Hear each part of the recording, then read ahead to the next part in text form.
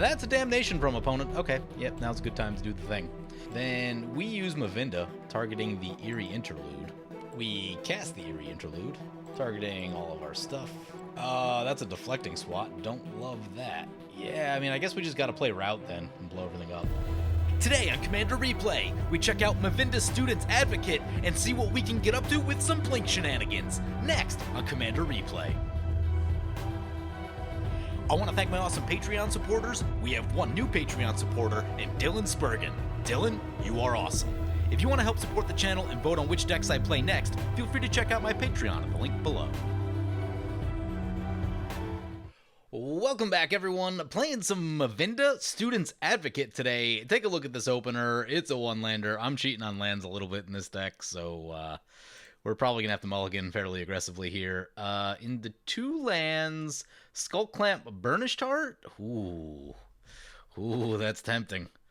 That is tempting. If we find land number 3, we are good to go. If we don't find land number 3, problems. I'm running 33 lands, but 3 flip lands, so actually 36 in the deck, which 36 isn't too bad. But I did cut most of the $50 cards from this deck. Today we will not be seeing Land Tax, Tithe, or Smothering Tithe. I did leave Feast and Famine in, however, because I can't go anywhere without that card. But, yeah, we're going to keep this kind of risky hand and hope that we find that third land, and hope that nothing goes wrong with our Burnished Heart. But I guess if nothing else, we have this Skull Clamp that we can get to. We can get the Skull Clamp down, we just need to find something to put it on. Well, there's our third land. Fantastic. I forgot to cut this from a different deck. Does this come in tapped? It does not. It does not. Let's get the colored mana then. Colored mana is good. We'll go ahead and play the Skull Clamp. All right, not getting punished. Also, we won the die roll, so we get to go first. I'm feeling pretty good about things now. We'll go ahead and pass like that. Definitely forgot to update the land base. We're going to go ahead and do that right now. What did we forget to put in here? Bonder's Enclave? War Room. Can cut the Radiant Fountain. I copied this over from a Heliod's deck, which is why we see some of the life gain lands. We've already got Makokoro and Gaia Reach. Okay, that seems fine. We'll go back to what we're doing here. Brings back to our turn. There's a Nyx Lotus. Interesting card. We'll go ahead and play the Hall of Heliod's Generosity right here. Nothing to do on 2 mana. We'll pass like that. This is not a card that I typically run. However, Mavinda's ability is kind of weird, and we'll take a look at it in a second, but the idea is that if you're not targeting something of your own, you will need a lot of mana to do it, and I figured Nyx Lotus is a decent way to do that. So it's more of a late game thing. I'm kind of thinking about like turn 8 or 9, where you probably need almost 20 mana available if you wanted to like recast some removal from your graveyard and try to do some other things all in your turn. So I figured Nyx Lotus is a way to do that. But with that, let's take a look at Mavinda. So it's a 3 mana 2/3 flyer. Love flying, commanders. Running my normal equipment package with Mavinda because of that. Anyway, it says pay 0. You may cast target instant or sorcery card from your graveyard this turn. If that spell doesn't target a creature you control, it costs 8 more to cast. If the spell will be put into your graveyard, exile it instead. Activate this ability only once each turn. So it allows you to cast the spell from your graveyard, targeting a creature you control for no additional cost, but if it doesn't target a creature you control, it costs an additional 8. It was a little bit confusing the first time I looked at it, but after seeing it in play one time, it wasn't too bad. And Mono Whiteboarder actually ran this thing against me a few weeks ago, and he got me with it. There's some tricky things you can do. Getting your spells back late is really good. So anyway, we're going to drop in this Burnished Heart. We did gain a life off of the Seraph Sanctuary. Hopefully we can catch the 4th land off the top and then put the Skull Clamp on and then sack it. That would be awesome value. But we'll see. We'll see. If we don't catch the land for it, then I'm not going to wait. I really don't want to risk the Burnished Heart getting blown up. It's too juicy of a target. That's a Dockside Extortionist. For 3? For 3. Ooh, this could be good in Feather. Huh. I got to revisit Feather. They've printed some stuff that is really good with Feather lately. That's an Aggravated Assault. No big deal. We have a Skyclave Apparition. We'll probably want to take that down.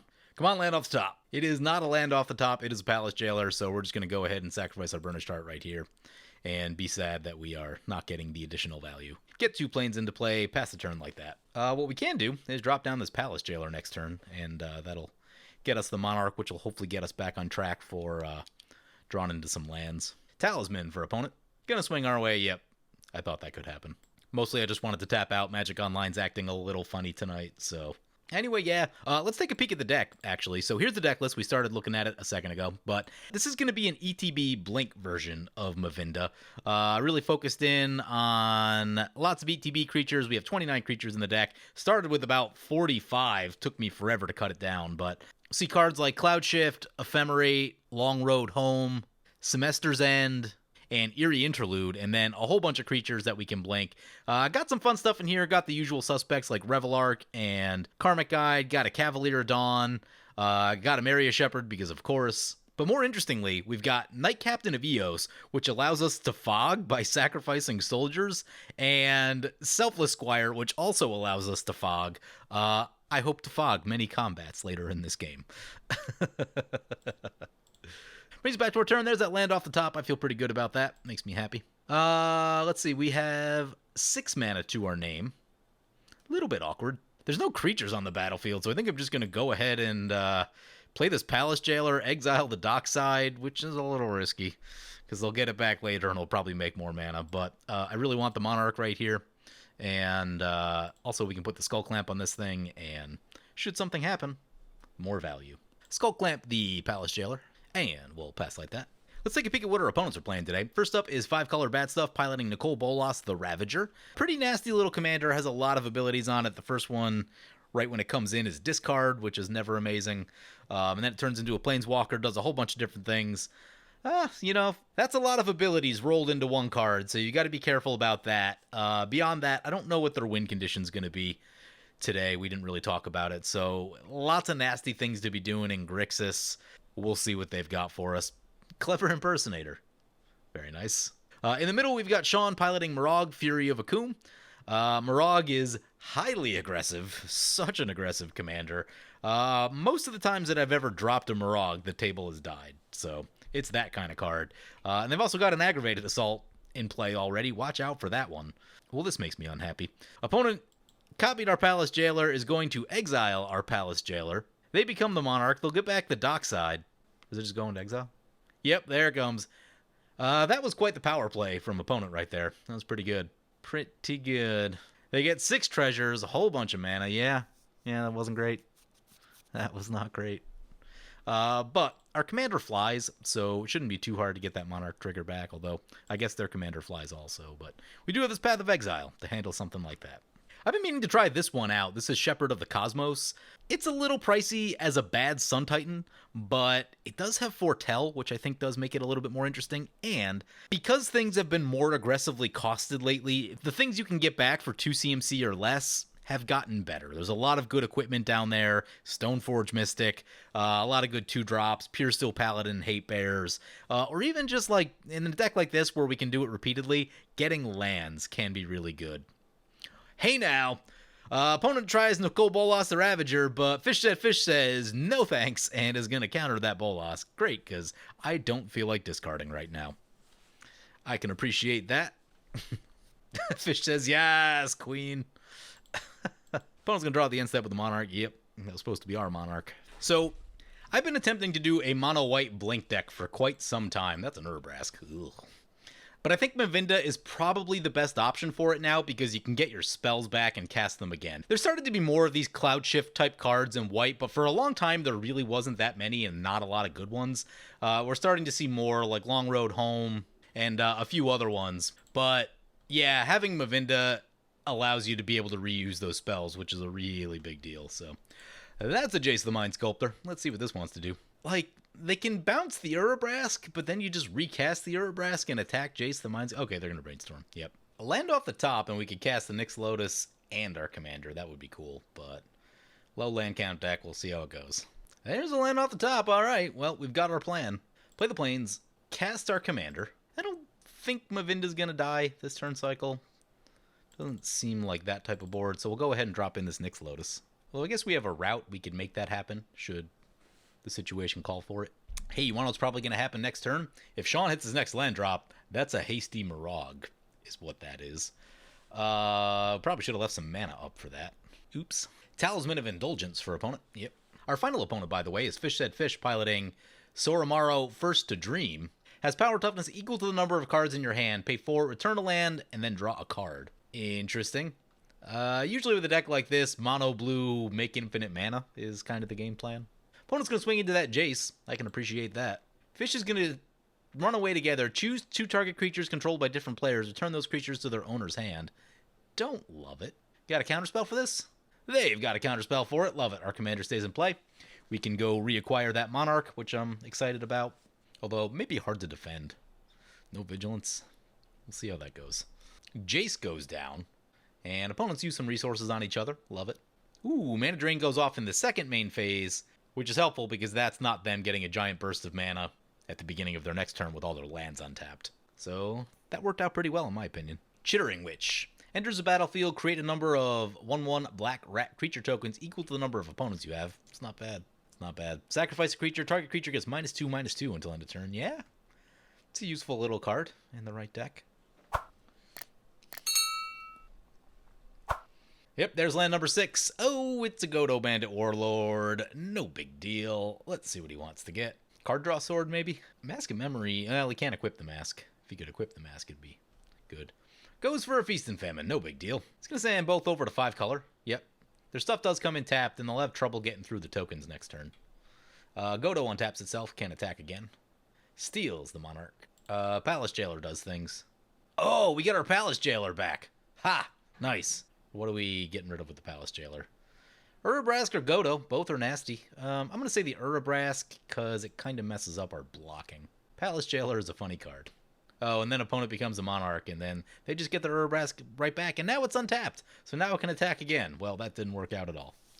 Whoops. And then we're going to get blasted for 7. Opponent is the Monarch, and they will draw at the end step. Oh, no. That's a Devastation Tide. Yep, we're about to get devastated. Ugh. At least we're first in the turn order. Also the first to rebuild after Fish casting. Solemn coming into play. I could go for a Solemn right now. Esper Sentinel is interesting if opponents try to do stuff. Gonna be a lot of creatures there. Fish probably, yeah. Yeah, I think 7? Can we go? We're missing land drops, and that is not good. That being the case, yeah, I'm gonna go Palace Jailer. Trying to get value going here. Exile the Solemn. Again, this is risky ETB creature. They'll probably get it back at some point, and it'll be a thing. But we need to draw some lands, so I really feel like we need that Monarch trigger. Then we'll go Esper Sentinel, Skull Clamp. Equip the Skull Clamp to the Palace Jailer. If Urabrask comes down, we block, it dies, we draw cards. Seems like a plan. 5 colors still on 2 lands over there. That's not the best spot to be. We draw at the end step. We go up to 7 cards in hand. Didn't think about that. Priest of Ancient Lore. It's card draw. What are we getting rid of? We can bin... Yeah, I think we can bin the Eerie Interlude. Because it targets our stuff, so we can get it back for no additional cost. Talisman coming back into the Esper Sentinel. They have the mana, though. No, doesn't pay. Nice. There's a Wall of Omens. Fantastic. One way or another, we should be able to draw in some lands here. Another Talisman. Doesn't trigger it again, sadly. Godo, back to play. If I were him, I might think about a Mask of Memory right here. Oh, doesn't have haste. Never mind. Never mind. If it still had haste, I would definitely do the Mask, because 1 to equip, throw it on there, draw some cards. Goes for Boots of Speed, gives it 1/0 in haste. Yep. That happens. If they attack in, we trade. Okay, yeah, they're going to poke Fish. There's the untap. Unfortunately, the Aggravated Assault is no longer exposed to our Skyclave Apparition. Opponent messaged us to let us know that, yeah, they do have a Feast and Famine and an Aggravated Assault, and that is the combo. So we'll want to leave up a path for that. Mystical Tutor on the upkeep. Never great. Into the Esper Sentinel. Do they pay? They do not. It's a Paladin class. Cool. Something we can get out of our hand nice and cheap. We have a lot of cards in hand, and like kind of looking at the max hand size is what we've been doing. The Mass Bounce definitely got us a bit. Goes for Seagate Restoration, so just trying to draw some cards. Fine with that. Kind of a weird card. It's a little bit expensive for what it does. At least it can be, depending on how many cards you have. But, you know, card draw off of a land, still really good. Oh, that's a Time Warp. We're doing that. So, nasty cards out of Fish over there. I might think about killing Fish first. Turns is not where we want to be. Jace the Mind Sculptors, Mystical Tutors. Pretty nasty blue stuff. Again, I'm not running all the most powerful white cards like Smothering Tithe, Land Tax, Tithe, all that stuff. If we were running those and we run into one, we wouldn't have missed a land drop. So, And we'd have our next one lined up, most certainly. Hall of the Bandit Lord is a card. Thought Vessel. Into the Esper Sentinel. Pays. Thaumatic Compass. Yeah, they got a bit going right there. That's going to flip over. That keeps them protected. Compass flips over at the end step. Also gives them something to shut down a Feast and Famine Aggravated Assault play. There's the land. Finally getting there. Play the land. We have 8 mana. Yeah, I think I'm going to go like this. We're going to play Nyx Lotus, Priest of Ancient Lore. Should have played the Paladin class first in case of counter spells. It comes in, we draw a card and gain a life. There's another Plains. Got our next land drop lined up. Love it. Drop in this Paladin class. We're going to poke fish with the Esper Sentinel. And I'm going to leave the Palace Jailer back because it's too good of a blocker with the Skull Clamp. No one's going to want to feed us that many cards. End step trigger Monarch. Ooh, it's a Redain. I do love me some Redain. We're going to discard the Plains, I think. And at some point, we're going to think about this Shepherd of the Cosmos to get that Plains out of the graveyard. Redain is probably one of the few cards in this deck that's going to be kind of helpful against fish, I think. Mono blue is a notoriously bad matchup for mono white. There are more tools now, but going back a few years, it's pretty rough. It's pretty rough. When the Cyclonic Rift happens, you know you're in trouble. I'm glad there's finally a few things to deal with it. Eerie Interludes, Fairies Protection, but still you got to make sure you have them when it happens, because Rift is a backbreaker. Dealing with instants and sorceries is just difficult, especially in this color. Unless, of course, you're playing a ton of Hate Bears. Hate Bears make it a more palatable experience when you're facing a spell-based combo deck. There's Bolas the Ravager. Yep. I want to keep a land. Fish is thinking no on that one too, so we're not going to have to discard. Love it. Love it. The problem is that like leaving fish alive probably isn't a great idea, but they are down to 0 cards, so I don't know. We'll see what Sean does. Hopefully Sean wants to get aggro on everyone else. We are playing mono white after all. And I did cut the sack outlets for the Revelark Karmic Guide combo just to bring down the power a touch. But if you want to power up, yeah, drop in an Altar of Dementia and then go infinite with Revelark and Karmic Guide. Pretty decent plan. That's a Dockside Extortionist. They're going to get a bunch for that. Yep, 6 treasures, supplementing the fact that they're not making their land drops. Definitely going to be on this Redain next turn, though.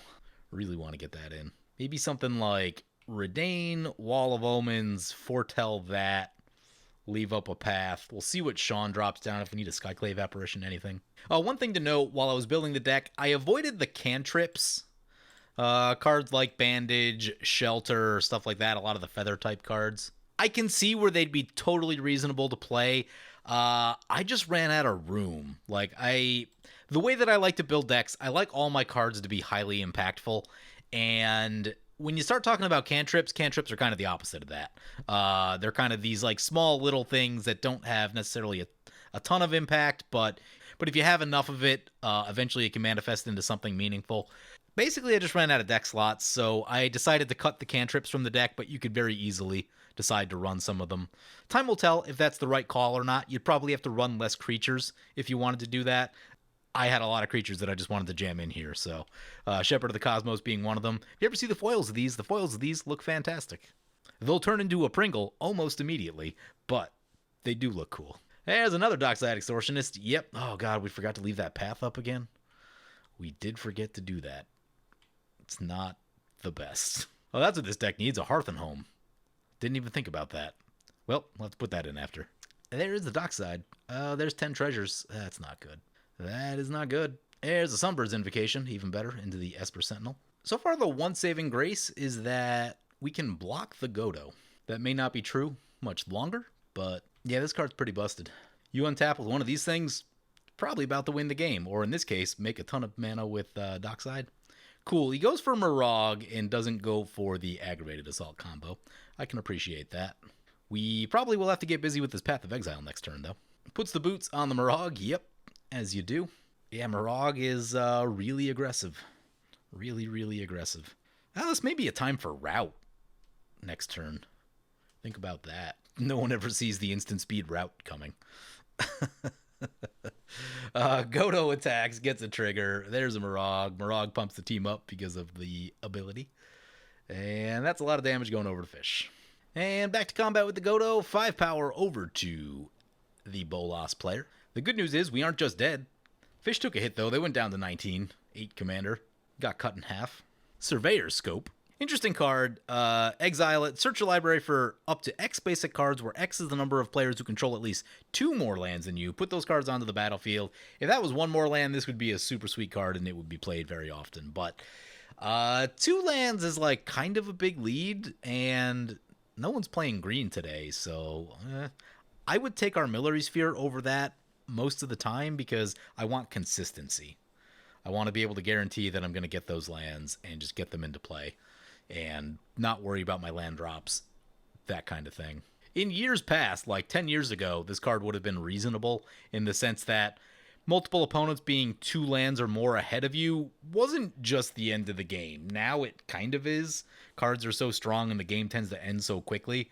Back then, the game would go much longer, so, this was a much more reasonable card. Fish's Commander. Soramaro coming in. Yep, they're going to draw a card. Yep, they are low on the cards. They did tap out their Spires, though. That's not the best idea with a Moraug running around.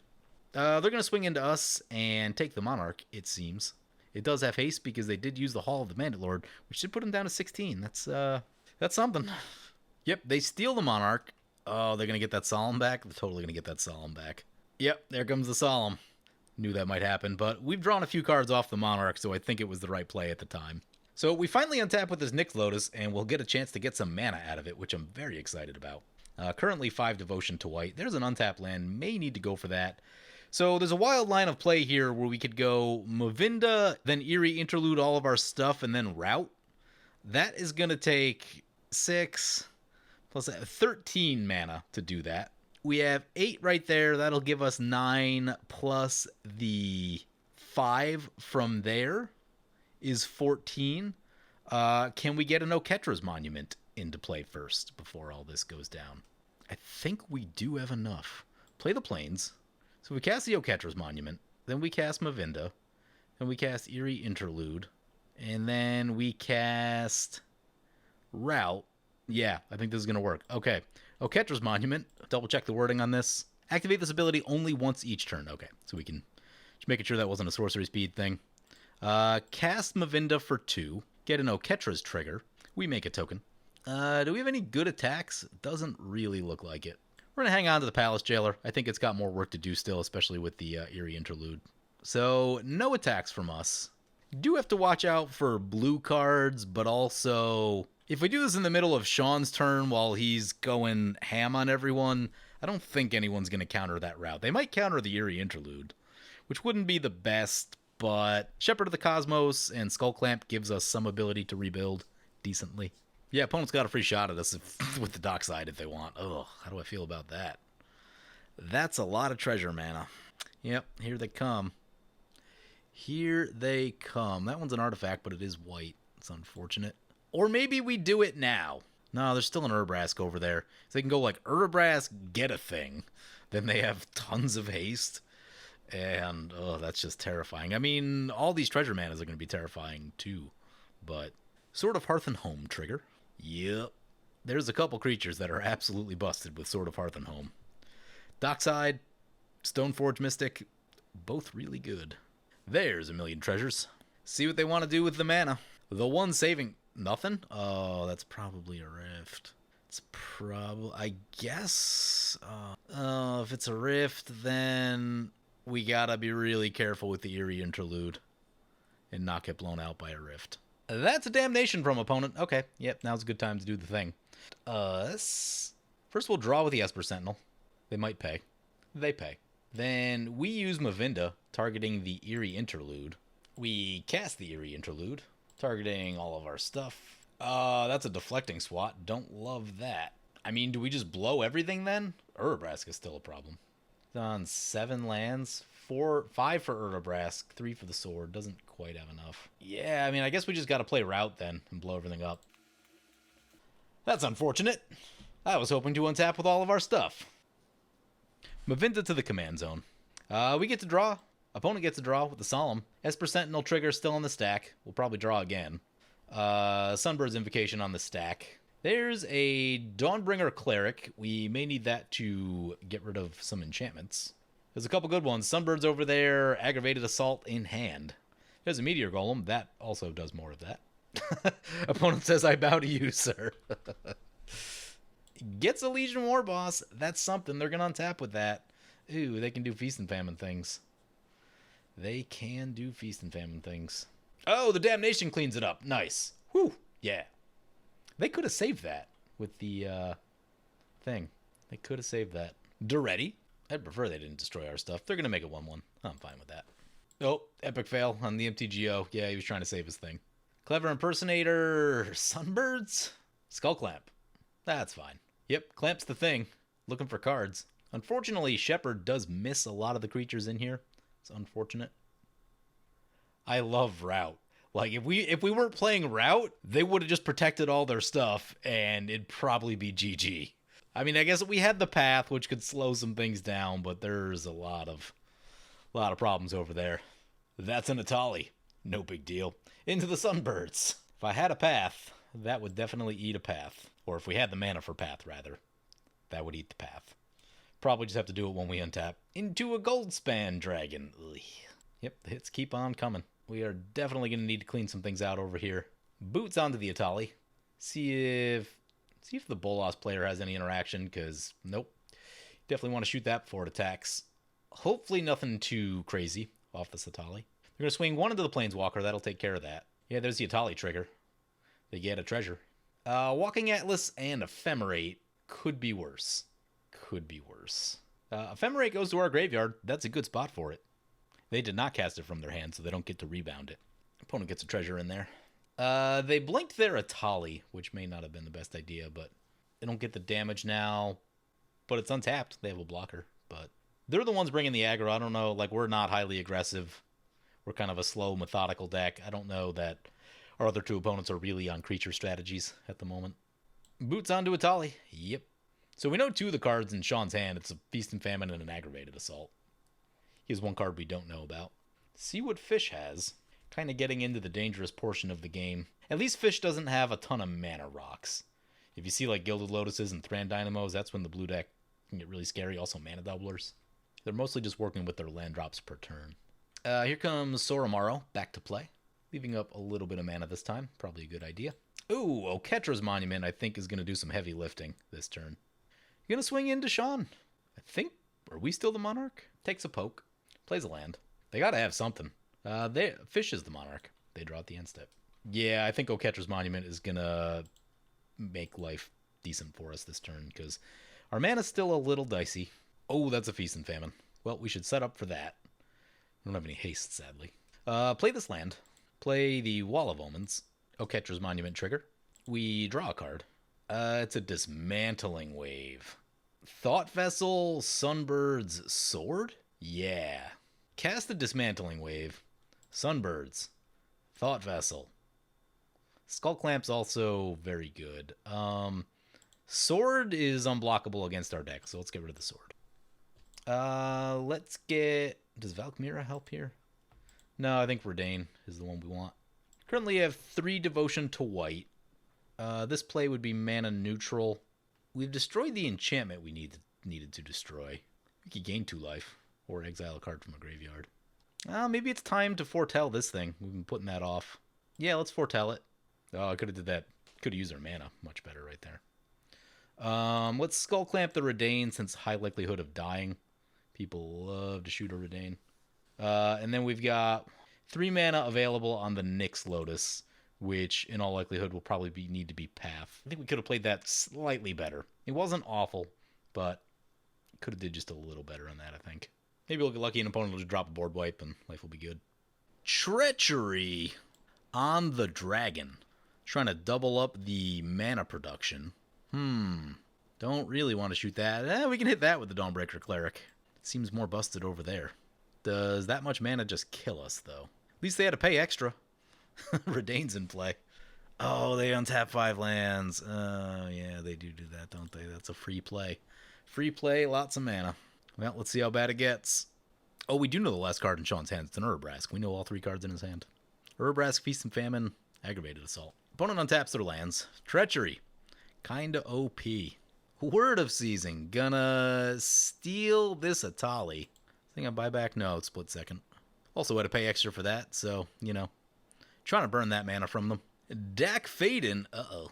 Gonna steal our Nyx Lotus. Well, float some mana. See how far they keep going. I'm actually pretty annoyed about that. We needed that mana. I was thinking about a lot of things that I wanted to be doing. And without that, it's going to be really difficult. Dak Faden, kind of busted. Permanent steal. I guess we have to kill them to get our stuff back. That's how that goes. They're going to put a Skull Clamp onto the dragon. Can't do much about that. Then we're going to path this Atali. It appears to be a Steal Your Stuff deck. It is Nicol Bolas after all, so that sort of makes sense. How much damage can we do this turn? A bit if we pump up the Paladin class. I guess we could also get Double Strike from Akoum as well. Sean's turn. Moraug into play. They can send the Walking Atlas and get a little damage done with it. Oh, they can put boots on the Moraug. There you go. There you go. I imagine they go over here to try to get their thing back. Also, that cuts down the amount of damage we need to do. We might be able to finish them. More so without having to use all of our resources, is what I'm interested in. Like, we could burn an Akroma's Will to do it, but rather save that Akroma's Will. Still some game left to go here. Yeah, here comes the pain. So, Walking Atlas into the Dak Faden, get that off the board, and Moraug for 8 into 5 color. And now, we're going to start counting up damage. We can pump some mana into the Paladin class. We'd have 8 damage right here and exactly 10 with the Feast and Famine. But they still have 10 open mana with the dragon. And 2 cards in hand, so that could be a thing. He cracks the Surveyor Scope. Gets some lands out of it. I think it was 2 lands. Oh, God. Oh, I see he Oh, I see. I see now. Because you can crack that with Moraug at the appropriate time and get lands into play. I see what's up. There's a bunch of extra combats coming in for the Moraug. 3 extra combats. Some people gonna die. Some people gonna die. There is Aspires, which only fogs per combat. Doesn't fog for the entire turn like a Maze of Ith does. Yep. Next one over to 5 color. We should get our Nyx Lotus back. Excited about that. Take an opponent off the table here. He doesn't have anything. He goes down. Sean's at 35. We're nowhere close to having that kind of damage. Oh, our Nyx Lotus didn't come back. It goes into exile. Ugh. I don't think that's right. Because it didn't enter play under their control. I'm pretty sure it needs to enter play under their control for that. That's bad. We have a mana problem now. Also, Fish has 7 cards in hand now. Seagate Restoration. Getting caught up in the Redain. It's basically all of their mana. That's a 15-15, though. Oh, that's how you get through, Sean. Also, they've got 5 damage on there. They are a 1 short. 1 short of Commander Lethal. Now we need to think about killing Fish, because they just drew up to 15 cards. They have a max hand size, because we shot their Thought Vessel, which is cool. But, yeah, here comes the non-lethal Commander hit, unless they have something cool. Sean goes down to 20 Commander. Cut in half. Land into play. There's a Strip Mine. More land is good. No lands that... Oh, Spires is a land that we may need to shoot, actually. Spires might prevent a Feast and Famine from going through. Play the Strip Mine. Don't quite have the tools that I want right here. So I think the plan is get Feast and Famine, cast anything we can, then untap, and then, I don't know, figure some stuff out in the second main, see if we can get some removal. Yeah. Yeah, it's gonna be tough. Cast the Feast and Famine. I guess we don't need to kill Fish. We can let Sean do it. See, he has a lot of creatures. Feast and Famine is in. Equip the Feast and Famine to the Redain. What is the second part of our turn? There's some stuff that we need to blow up. That's got 5 power. I think I would feel a lot better with Mavinda in play. Yeah, because then in the second main, if we have Mavinda, we can ephemerate a Skyclave Apparition to deal with the Sword or the Aggravated Assault as needed. That seems like a play. Cast Mavinda. What are we doing with this guy? No enchantments. We can gain some life. I don't know exactly how much that'll matter, but exiling a card isn't the worst idea ever either. Let's just get it. The red deck, you really only have to worry about Underworld Breach, getting stuff back. The blue deck has a lot of ways to do it. But I'm going to play the cards that Sean should take down Fish. I think I'm just going to go for the life gain. Strip Mine the Spires before combat. Opponent floats some mana. Go to combat. All available attackers to Fish. We steal the Monarch, Feast and Famine triggers. Fish goes down to 6. very much in Moraug range. We untap, they discard. Something's giving them no max hand size. They're still at 15. Oh, is that a rest of the game type of thing? No max hand size, rest of the game. There you go. There you go. Let's play the Skyclave Apparition, get that into play. We have Ephemerate for it, which can solve some problems. Oketra's Monument trigger. Skyclave Apparition, let's get the Boots of Speed. The boots seem to be doing some work. And I think I'm just going to leave mana open from that point. How much is this to cast? Oh, it's only 3 to cast that? Maybe that is worth casting. We have 8 mana right now. Yeah, let's get another land in. Cast this thing by paying the Foretell cost. Make another token. Get back the Strip Mine. We do need lands, and in case a nasty land shows up. I feel okay about this. So we have 4 mana for that, and then 1 for the thing. Seems like a plan. We draw at the end step. It's a Myriad Landscape. Sean says he has a surprise for us. We know all the cards in his hand. I don't know if it's that much of a surprise at this moment, but we shall see.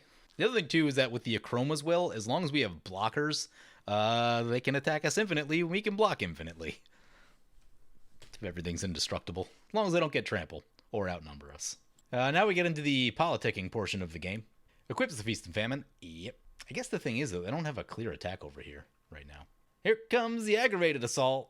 Oh, Pact of Negation on the Aggravated Assault. That takes care of that problem. Takes care of that problem. Is there a way to deal with Fish's Commander? That would make me happy. You know what? That Pact will eat up a lot of their mana. There's the Urabrask. Hey, everything our way. Okay. They get a treasure. The dragon we can take. That we can trade with a token. Might want to think about trading with the Urabrask. How big is this? It's 5/4? Yeah, I don't want to lose that to the dragon. What's it got in it? Just Flying Vigilance, Scream Black. Okay. Nothing there. Block that. Throw... I really want this Urabrask off the board. So I think I'm going to throw quite a bit in front of that. 4 tokens in front of the Urabrask. 1 left to throw in front of the big one. And we'll take the 5 from the dragon. I don't feel like this is worth an Akroma's Will, because we can probably finish it with the flyers with an Akroma's Will. We can probably finish it with what we have left. There's a lot of free tokens right here. 6 tokens. Oketra's Monument, so good. They do steal the Monarch. Funny story, if we needed to, we could path our own creature to ramp. I am not above that. We probably should have just ephemerated something right there, but alas, we did not. Actually, no, we need to save that ephemerate in case we have to use the Skyclave Apparition on something. Opponent has to pay for the Pact of Negation. That only leaves them with 5 mana. Hopefully they can't win the game with that. They do have a lethal commander shot in the air against Sean if they want it. They're going to send the big one our way. Not ideal.